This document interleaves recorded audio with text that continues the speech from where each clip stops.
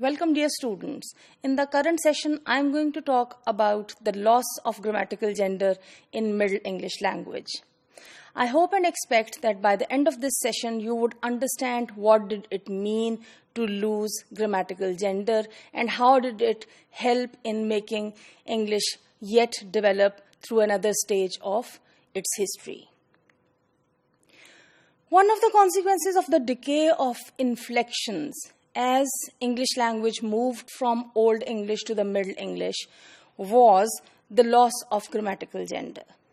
Well, grammatical gender, with all its variations, had always been troublesome through the times, and this loss at this time point in Middle English in a way was beneficial. It helped in making language simpler and easier to use.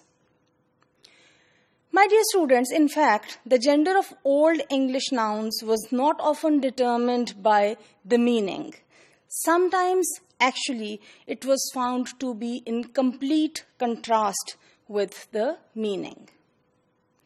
Thus, for instance, the word woman in Old English, that is Wifman, was masculine because the second part of this compound, that is man, was a masculine. Thus, wife and child both were neuter.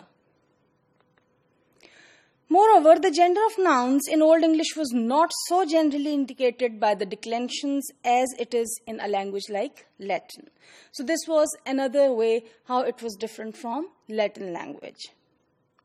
Instead, it was revealed chiefly by the concord of strong adjective and the demonstratives. Thus, my dear students, what happened was these were by their distinctive endings generally shown that at least in singular, for example, whether a noun was masculine, feminine, or neuter. So the ending of a noun basically would help the user determine whether it is a masculine, a feminine, or a neuter noun. When the inflections of these gender-distinguishing words were reduced to a single ending for the adjective, as well as the fixed forms of the, this, that, these, and those for the demonstratives, the support for grammatical gender was removed. In fact, what I would say is the weakening of inflections and the confusion and loss of the old gender proceeded in a remarkably parallel course. So both of these things went side by side. When we talk of this loss of grammatical gender with reference to different dialects that were spoken and with reference to different regions where it was used in England, we can see a remarkable difference in North and South.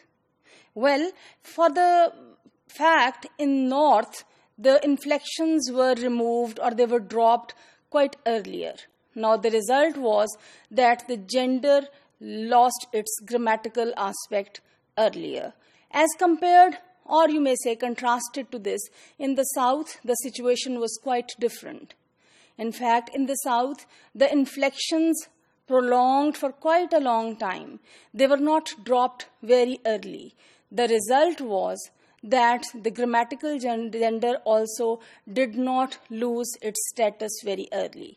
So, this is how you can understand that though the same process was happening in different dialects in England at the same time point, the speed with which it was happening, the pace that it had was quite different.